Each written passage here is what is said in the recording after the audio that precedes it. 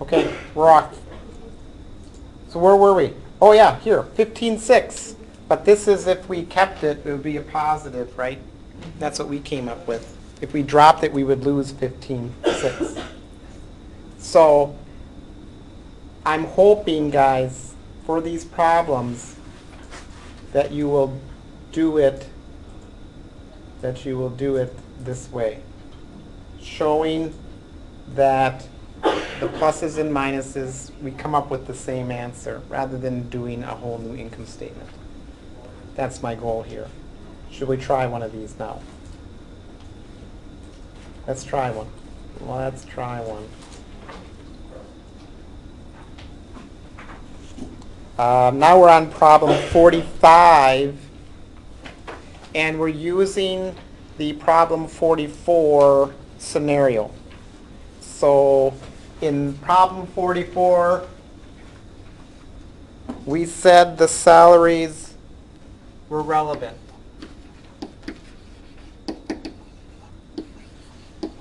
And the salary amount was 80,000. So in this case, our fixed cost, we had depreciation, and we had salaries. They're both direct. That's not the issue. But the depreciation is sunk. The depreciation is irrelevant. So these are all the same. And then salaries are direct and relevant in this case because they do disappear if we do drop Conway here. In problem 45, then, Allison is going to drop 20% of its customers, and Boyne has no effect. So 20% lost sales for Allison, which translates to how much lost margin? How much margin do I lose? Or how much margin does Allison lose?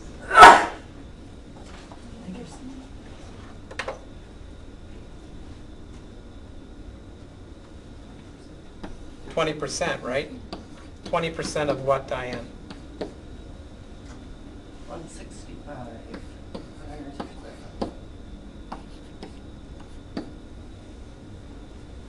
Which is what? 33, right? Very good.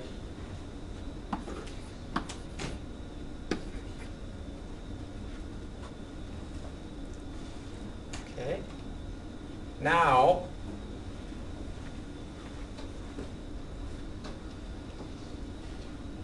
if we drop Conway now, we're going to do our pluses and minuses for the company overall. Conway is dropped. What's our negative?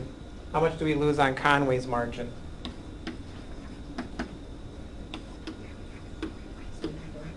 75? Yep. Good. But now I have margin lost on who? Allison. And we figured out, Teresa said, 33, right? But what am I gaining? Well, Boyne has no effect. There's no complementary effect on Boyne. But what am I gaining now? The 80 on salaries, not paid.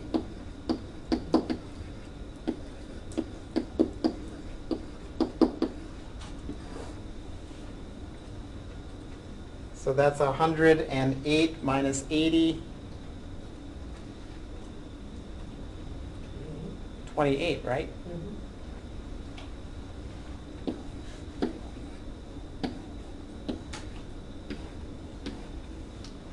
So if I drop Conway, the effect on the company is a drop in income of 28,000. So what's the new company income? I was at 45, right?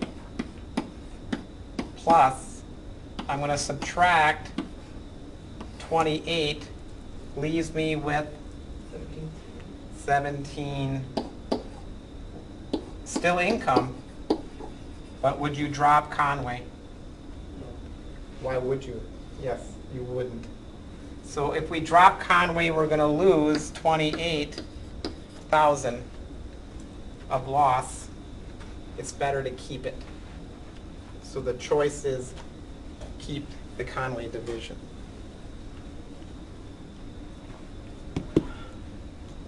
Now, I got one more problem in your packet that I want to do. It's way in the back, guys.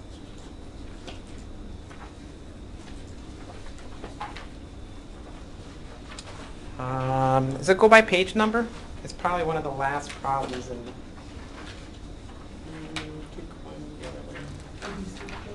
Yep, there it is. Oh, I don't have page numbers. How inefficient. 2 pages from the back. 2 pages from the back. This is what your test will look like. I'm going to give you this nice divisional income statement. You notice that it is organized by behavior. I have my variable first, my direct second, and here's a term, right? Even the common cost, I've allocated it to each division, correct? So that's a little different. This is, again, how most companies do it. Who's in trouble here? Brothers, right? They got a negative here. Now, which fixed costs are relevant right from the get-go, just looking at it?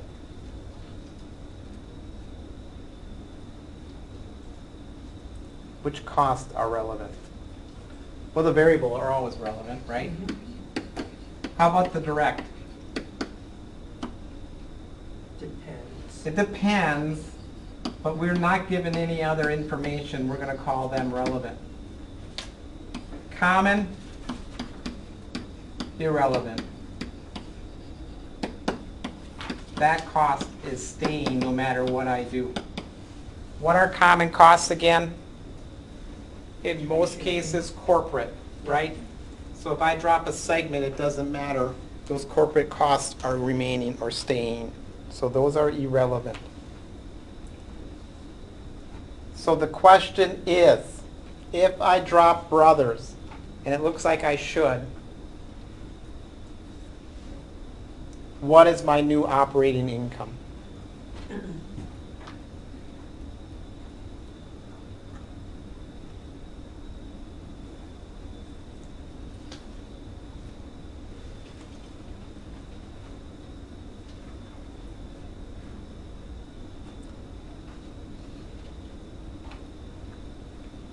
So right now I'm sitting at 1,000, right? We can do pluses and minuses. If I drop brothers, what am I losing? I'm losing the margin, right?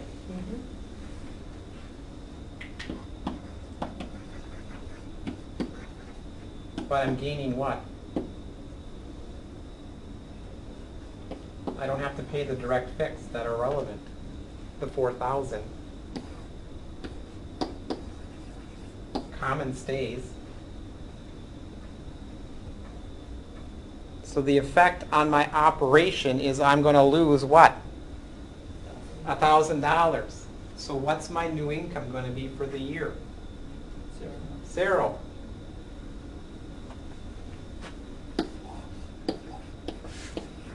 Do you agree? I'm sitting at 1,000 now. Yep. I'm going to lose 1,000 if I drop it.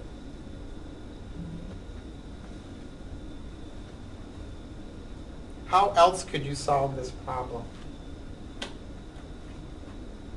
Who's left if I drop the Conway? Just the first one. What was it? What's it called? Smith. Smith. Okay. Smith is left. I could do, how much margin did Smith make?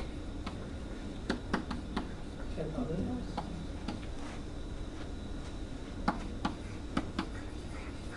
I subtract the 5 of its direct fixed, right? How much common is left? Careful. How much? How much common? If 5, right? Because remember, brothers division is gone, right? I can't allocate any more to them. So I got to put the amount over here. They're going to take all 5,000 of the common costs. And what do I end up with? 0. Same thing.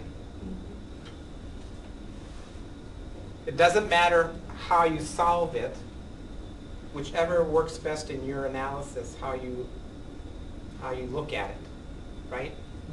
I might look at it and say, I'm going to do it the other way, or this might make more sense to you. Guys, there's a problem exactly like this on the test. What do you think? It's not too bad, right? So should we drop brothers? No. No.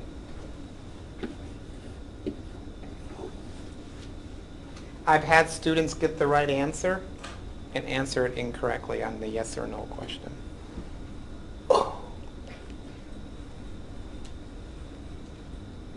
They know the steps, but are you understanding what you're doing? That's the key, right? That's the big question. Okay. I love those problems. They're so much fun. Where are we at? We're on our last process, guys. Our last short run decision called joint products. And don't think of it as what you think it is. It's a common process that's done, and then at a split off, right? At a split off point, we have to make a decision. Think of lumber. We cut these logs down. The logs are sitting in a pile. That's the joint process or joint product. What do we do after? Do we make it into lumber? Do we make it into sawdust? Do we make it into, or do we sell the log as it is? We could do that too. So we're, after split off, we then make joint products that we sell for later. Now, what's relevant here in this process, in this analysis, are the incremental costs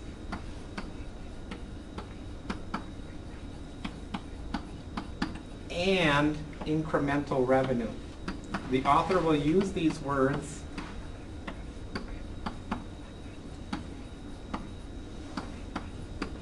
in our analysis. Incremental cost versus the incremental revenue.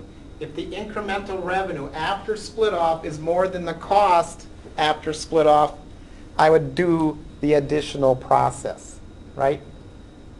Or another thing they call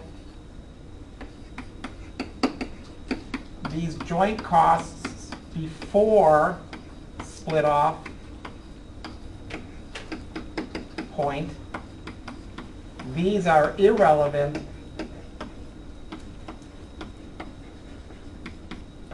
and sometimes they're sunk costs. Think of the tree again, right?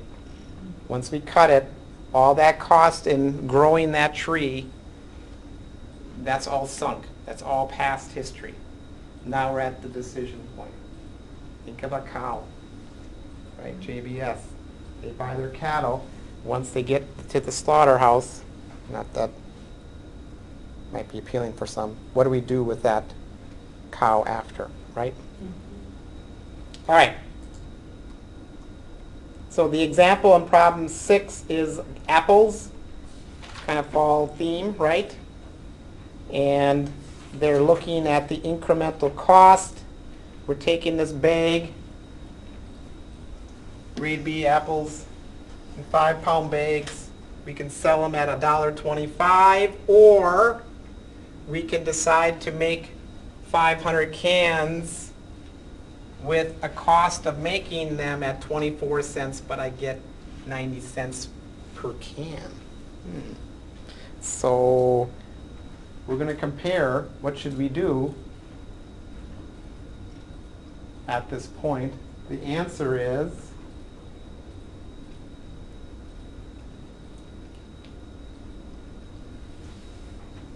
option 1, I make $150 if I sell them at split off. Option 2, I make, and put them in the cans, I make $330. So obviously option 2 is the better choice. Make them in the cans, process it further, because the incremental revenue of $450 is greater than the incremental cost of $120. The net effect is the $330. That's higher than the $150 that I would get if I sold them right at the split-off point. So that's the analysis that we're kind of going to go through in this joint process combination. So in a case that your incremental cost and your revenue are pretty, it's the same, do you go further with that process, or do you? That's the double-edged sword. Yeah. A bird in the hand versus what you might get is a risk, right? That's what we call risk. It depends on how much risk you want to take. A buck more is still a buck more, right? Right. But there's a risk that it might not be a buck more. It might be $2 less. So depending on, you got to be sure of what? The cost. And you've got to be pretty darn sure of what you're going to get at the end also. And are you going to sell all, how many cans? 500? Yeah. Can you sell all of them? That's another question. That's the joy of running a business, right? Not always a guarantee.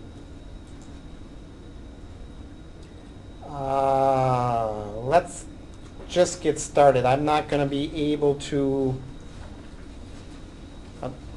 this problem takes about 10-15 minutes to do. 46, can we turn there? We might have to break between.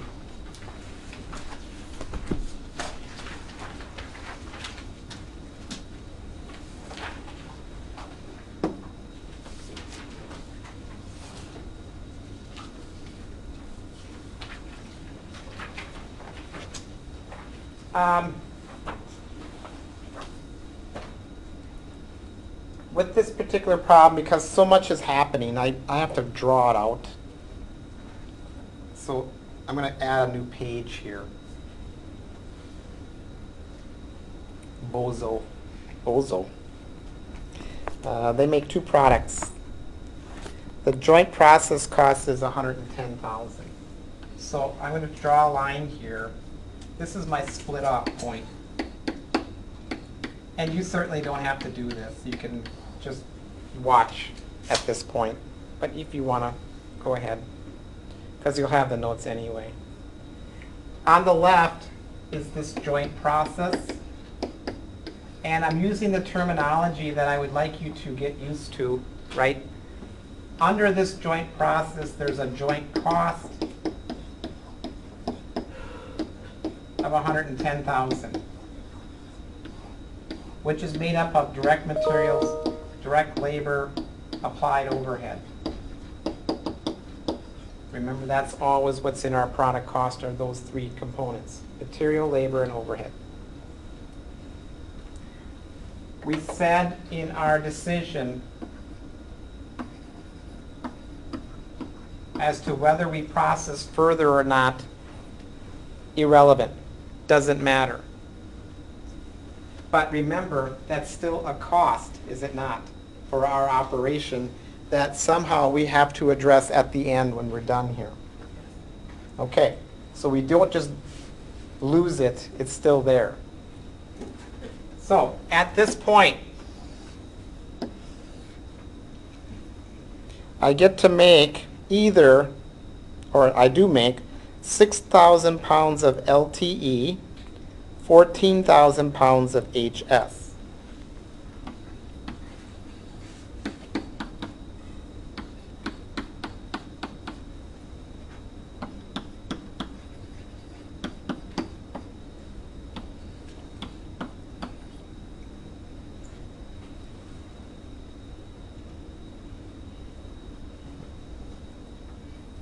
Now this is not a hashtag, right? It's a pound symbol. So we got, it's a generational thing. Okay? Next. It says here, LTE can be sold at split up for 55 pounds. $55 per pound. Selling price, $55 per pound for LTE. And at split up, I can sell the HS at $9 per pound selling price.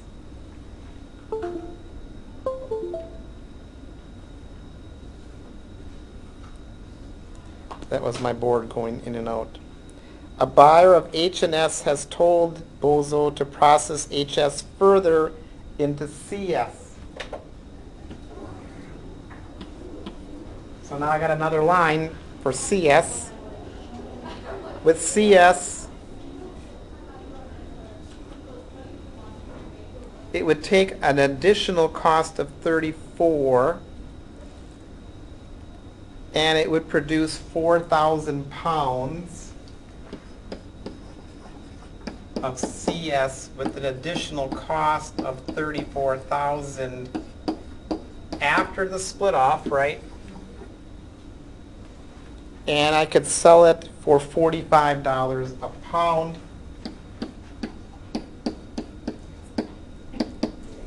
How much revenue is that, guys?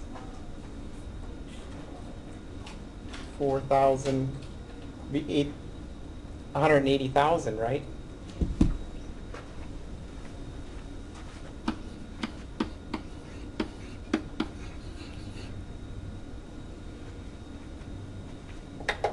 Now I can just multiply this out. 14,000 times 9 is how much? How much? 126,000? Yep.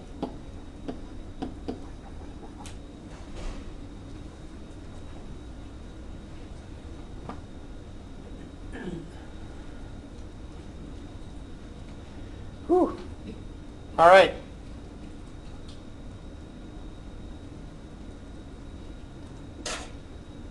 So it looks like our decision here is not whether we make LTE or HSs, right? It's whether we make HSs or CSs is our choice. So let's compare now the differences in revenues. So under my HS scenario, I make 126,000. Under my CS scenario, I do make 180, but in order to make the 180, I got to spend 34. How much is that then? 146. So what should this company do? Process it further. Process it further, right? This is the best choice because I'm making 20 grand more if I process it further. That look okay? I'm making 146 versus 126. And again, LTE is still continue to be made.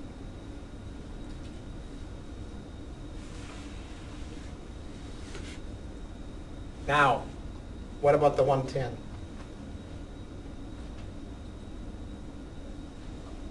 What do we do with that beast? allocated between the first two. Yep, exactly. Well, if we're deciding to make this HS and the CS, all I got left is the two CS and LTE. Yep. The 110 is part of that allocation. So somehow they would get a part, right, of the 110 allocated. What do most companies do? Based on revenue, right? Percent of revenue. And the other 110 allocation would be over here.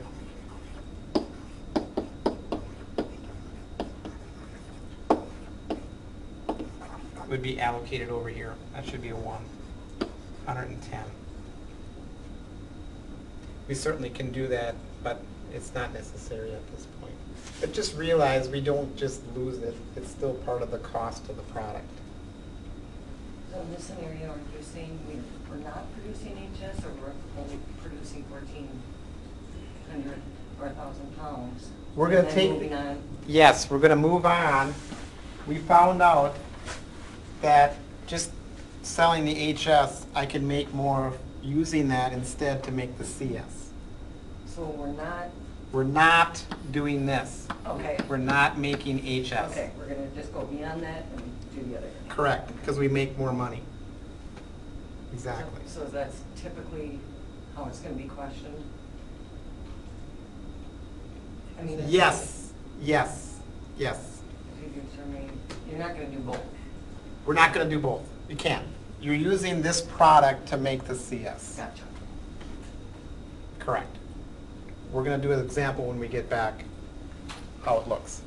All right, let's stop here, guys. We'll take a break. I got to save this because my board's going in and out. Stop my recording. All right. Page 448, problem 64.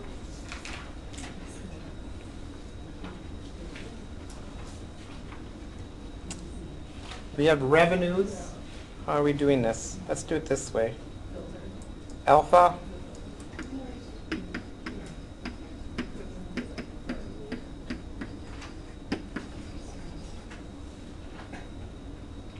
Beta.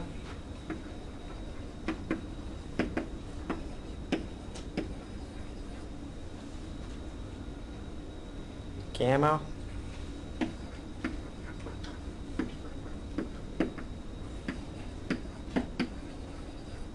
And then finally, delta 40.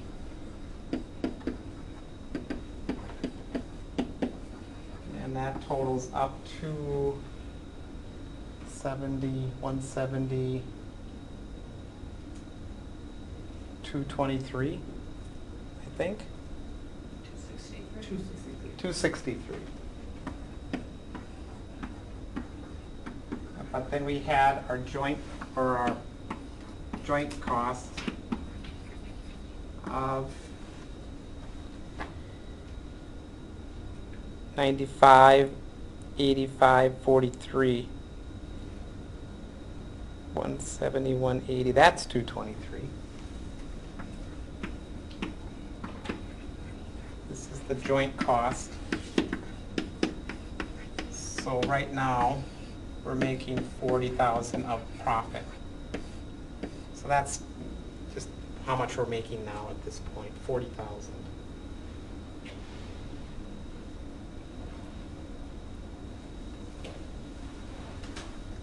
So the question is, looking at delta, right? There is a chance to do something different. It says delta, if we would process further, delta would now go up to 75.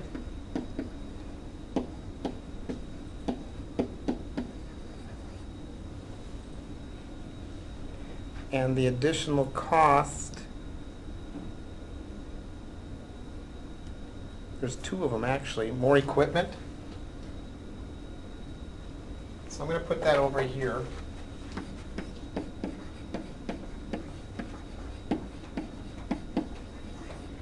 incremental cost is,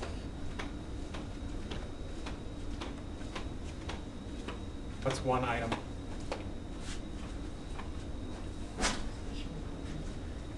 Special equipment of how much? 15,400. Michelle?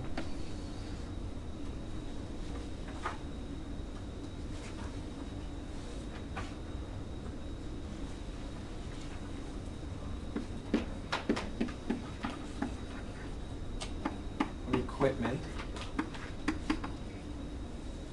And materials and labor totaled 8,500.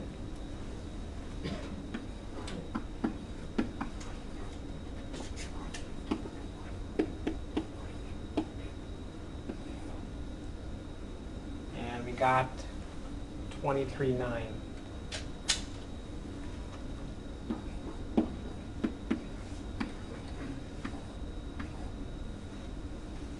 Does everybody agree with that? Just adding the two numbers together, 23,900. So remember what's important is, or what's relevant.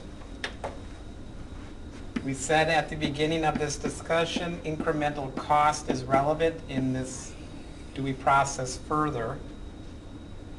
But what do we compare the cost to?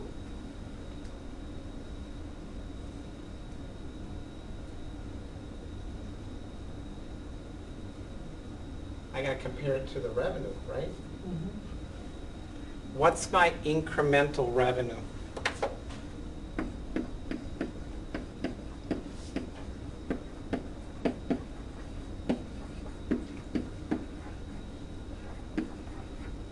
Maybe 75,000?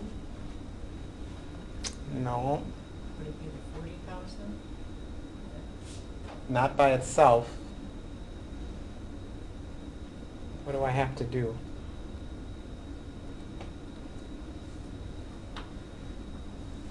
What does the word incremental mean?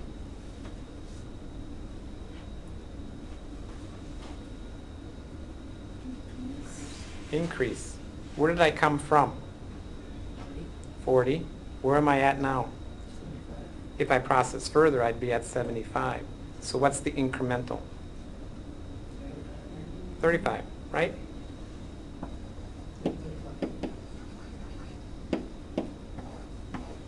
I'm looking at this and I'm comparing it to this. That's what's relevant. So, should I process further?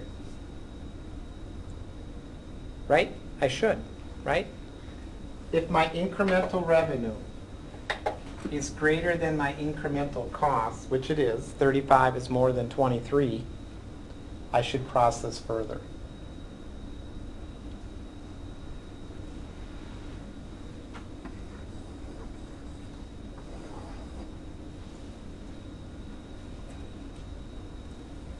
That's what you got to do on the test. Look at the incremental revenue compared to the incremental cost. Did I use the 223 at all in my decision? No. No, that joint cost is what? Allocated. Also. Right? Yeah. That's irrelevant in my decision to process further or not, correct? Correct. That's what we need to know. I have another problem like this. Oh, what's the next one? Maybe it's going to increase or decrease in income if they process it further.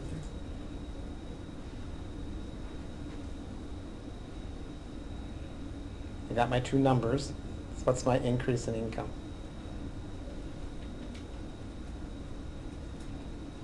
I think it's $11,100, right?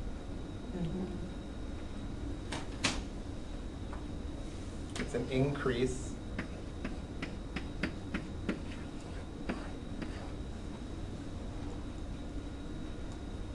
All right? How does that look?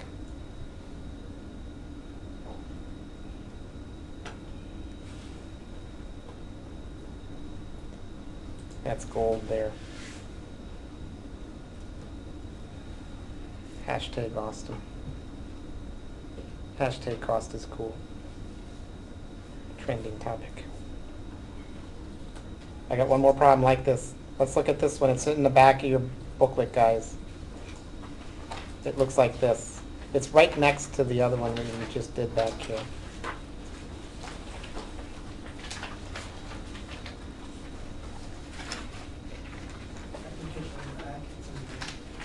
Is it the back of the one that we were on? In the front of the one. Or front of the one that we were on? This is how the test problem is laid out. And students, it's a different look. So that, it's confusing as to how we approach this decision here. We have joint cost of 12,000. You can see that allocation of the joint cost of the 12 is listed below. We have two products. We get to this first question. Determine which product should be sold at split off and which product, if any, should be processed further. To answer this question, you don't have to multiply anything. What I'd like you to compare is the incremental revenue for each product. Is that incremental revenue greater than the incremental cost?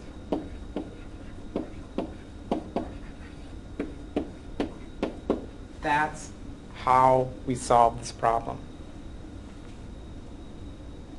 Okay? So, let's look at the incremental revenue of product A. What is the incremental revenue? Looking at this table above. Don't worry about the pounds. I'm looking at just between here and here. For product A, looking at this chart, what's my incremental revenue?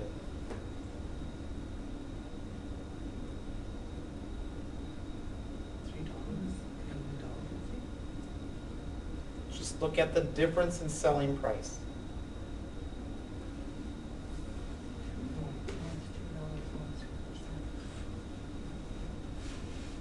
Correct.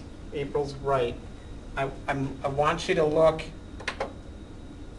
at this difference and this difference.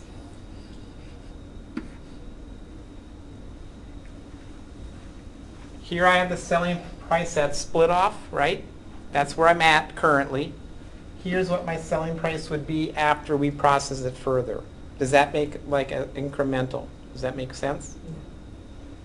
And this incremental revenue is 2 for product A. For product B, it's only what? 50 cents. Now I can see and compare it to my incremental cost. What's my incremental cost for A? The $1, correct? Everybody see that? Sam, is that all right? $1? Okay.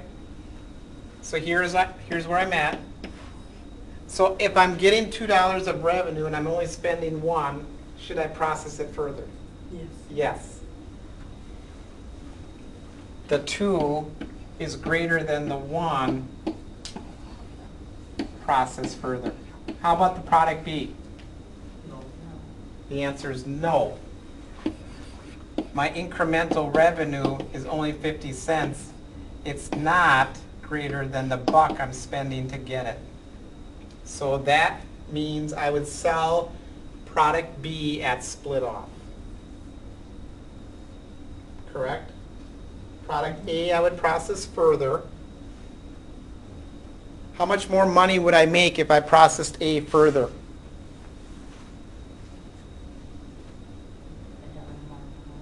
$1 more per pound, and I got 5,000 pounds, I'm going to make 5,000 more.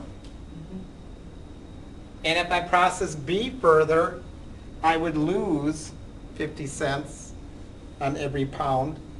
I would lose $1,000 then if I process B further. This is what you have to do for the test. What do you think? Does everybody see split off point, process further price, right? Additional cost or incremental cost. So my answers here, product A, process further.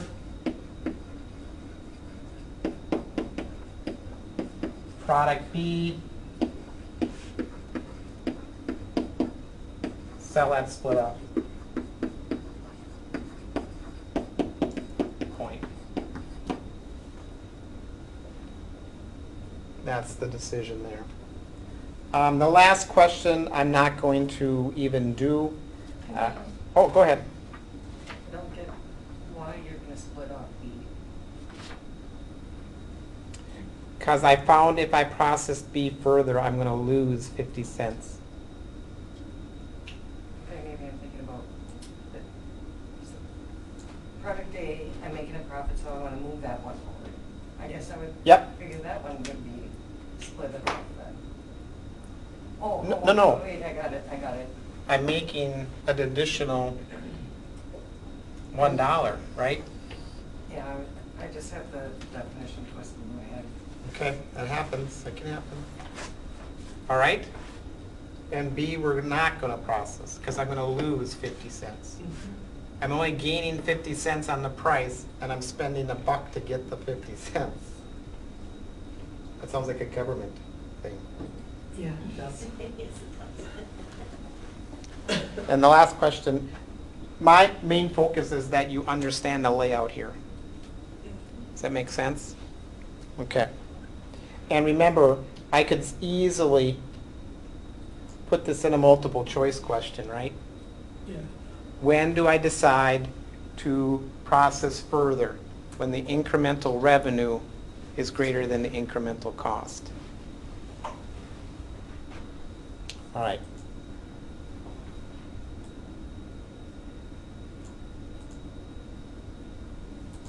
And you're saying to yourself, how can you have any more fun than what we've just done today?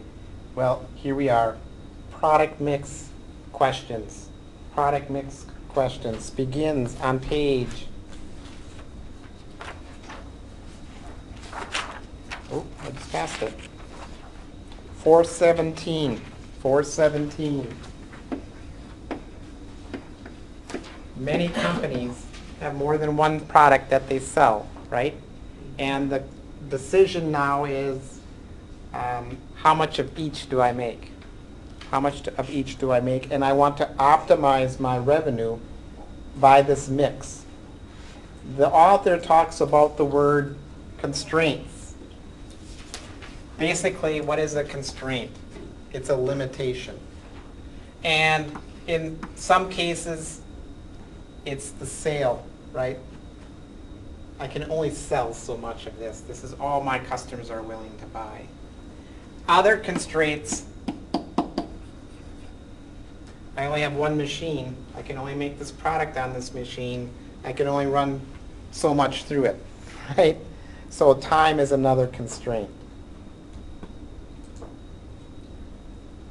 So 7 is example with no constraints on it.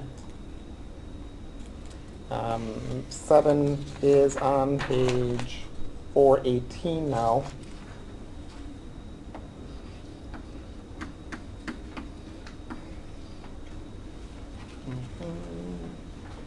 No sales constraint anyway. There is a time constraint on it, I'm sorry. Here's how you solve these problems. They make two parts, X and Y. Each take a different amount of time to make. So what they do is, looking at the margin itself, gear X and Y, it looks like I should be making all X's, right? Because I'm making 25. However, when I look at the time that it takes to make an X, 2 hours, per hour, I'm making $12.50, as opposed to Y, look at the margin, 20. So which gear now should I be making more of to optimize my income? Y, exactly. So that is our first step, is to determine which part do I make first. In this case, I'm going to make y. And if there are no constraints, would I ever make an x? No. I'd make all y's. And apparently, I have 40,000 production hours available, right? It takes a half an hour to make each one. So I can make 80,000 of the y units times 10, not the 20. Why am I taking it times 10? That's your contribution margin. Per unit. Yep, not per hour. The 20 is the margin per hour. The 10 is the margin per unit. Do you know how often students grab this 80 and multiply by 20? It happens a lot. So I'm just giving you a warning. Be watchful. It's 10 per unit. Okay. 8. Now it's got not only a time constraint, but a sales constraint. I can only sell how many of the Y?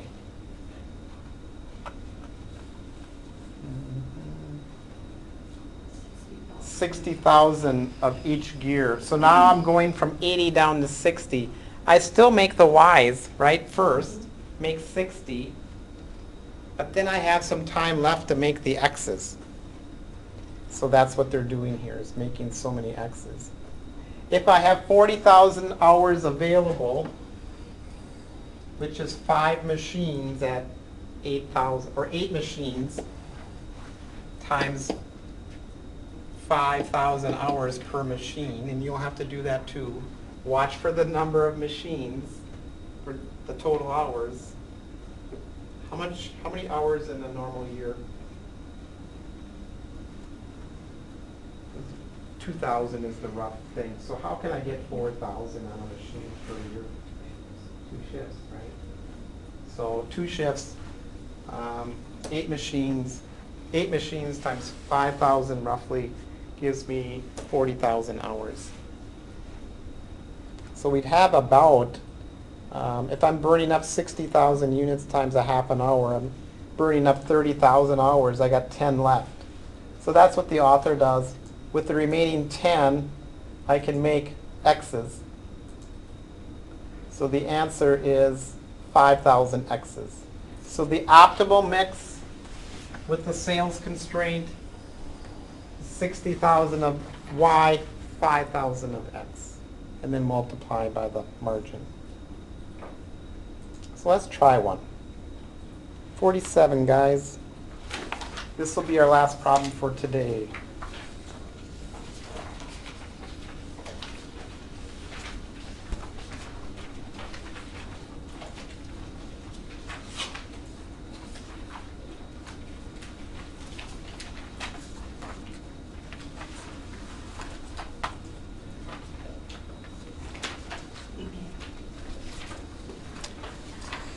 Oh, what page am I on again?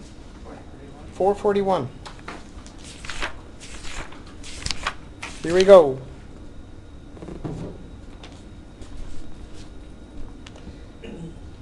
Tahoes and Renos. We're going through the paint department, which has 2,460 hours of time.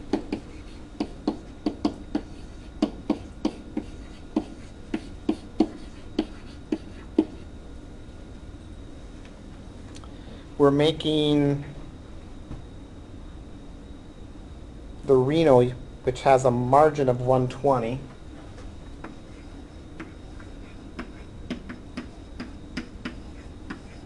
Per unit, right? And the Tahoe is at 75 per unit.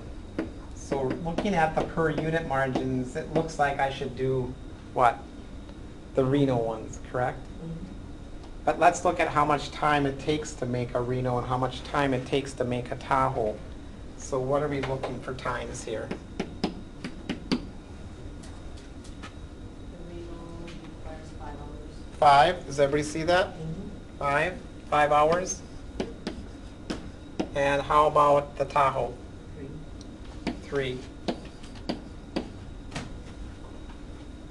441. So that gives me what per hour?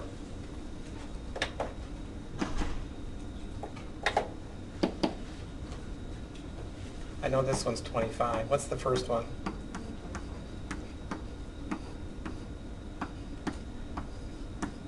The reason we're doing this step is we got to figure out which one do I make first.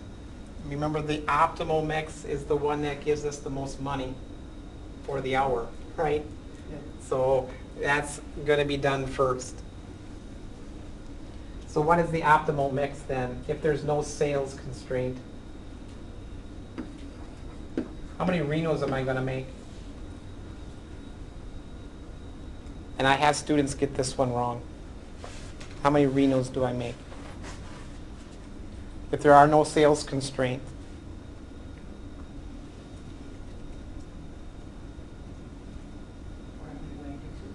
Careful, careful. Do I want to make Renos at all? Oh, Right? So it would be 0. Students want to put a number here. The actual number is 0 if there are no sales constraints. So how many can we get done of the Tahoes?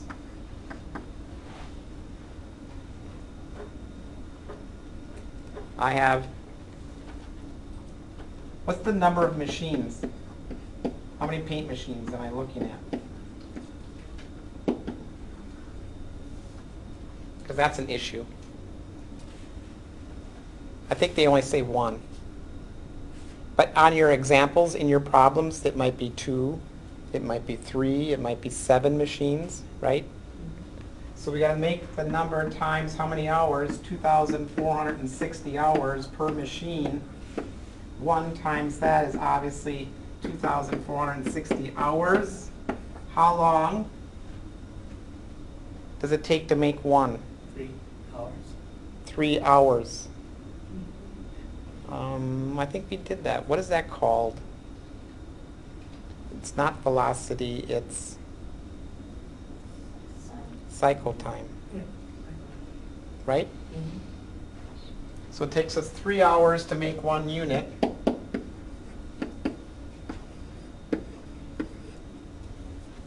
Right, 820. Yeah. Cycle time is 3 hours per unit. That's cycle time. Okay, so the optimal mix then, when the question is, what's the optimal mix if there's no sales constraint? I should put the word sales here because we do have a time. It would be 820 to 0.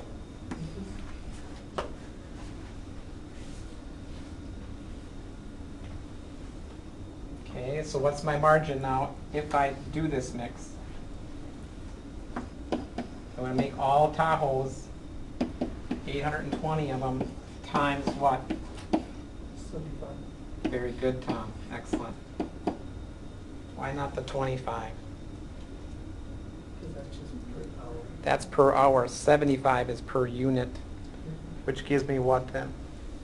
61,500. How much? 61,500. 61,500.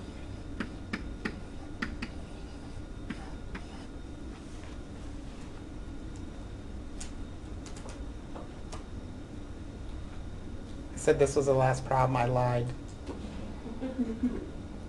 Gosh, don't you hate that when I do that? Because it's the same problem, but what? Time constraint. Or sales constraint.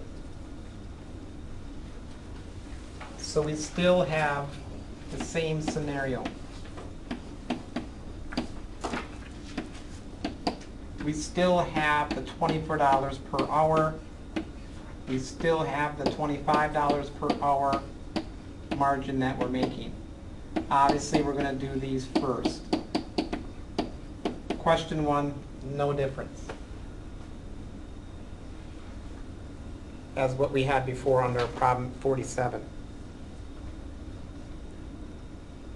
So just rewrite those numbers, 24, 25. So which product are we doing first? Obviously the Tahoes, we're making more per money. More per money. Holy crap. Good thing you weren't listening. More per hour, right? More per hour. Let's do it. Remember, we have, oh boy, I should have quit where I was. How many hours do we have available? 2,461. Yeah. How many hours am I going to use to make the 500? 500 times what? Times 3, which is 1,500. 3, right? Takes 3 hours to make 1 unit. So how many hours do I have left to make the Renos? 960. 960.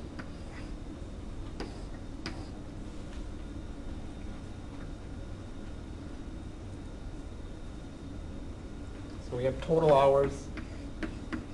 We subtract the hours used to make the Tahoes.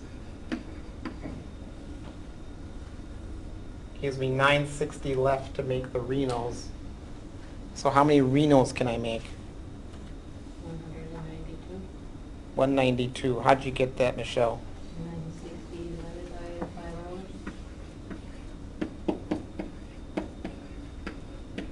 Does everybody agree it takes 5 hours to make a Reno? That's what the author says. Gives us 192 units. The Reno ones.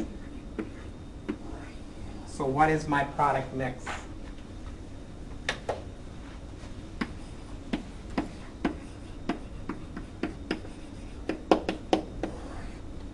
It's Tahoe's first. And we're going to make 500 with the sales constraint. The Renos, I got enough time to do 192. That's my mix. 500 to 192. And then based on that mix, what's the optimal then margin for the company?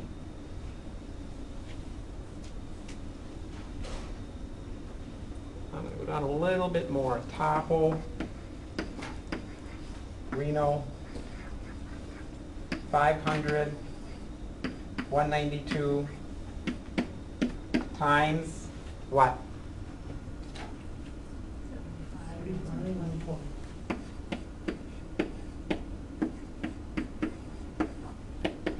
April, do you have these? Yeah. $23,040. Okay. 37,500.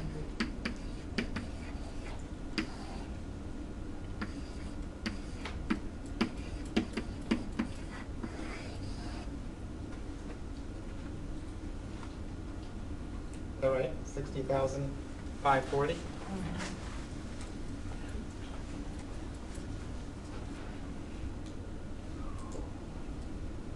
All right. That's it. What do you think? Can you do those? Those are fun. Those are nice little problems. They don't take long. Just be careful with that margin. All right?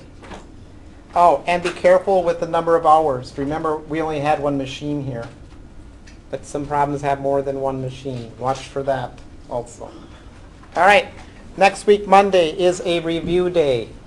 We get to do it all over again. And if you wish to, and you're comfortable, you can certainly collaborate from home.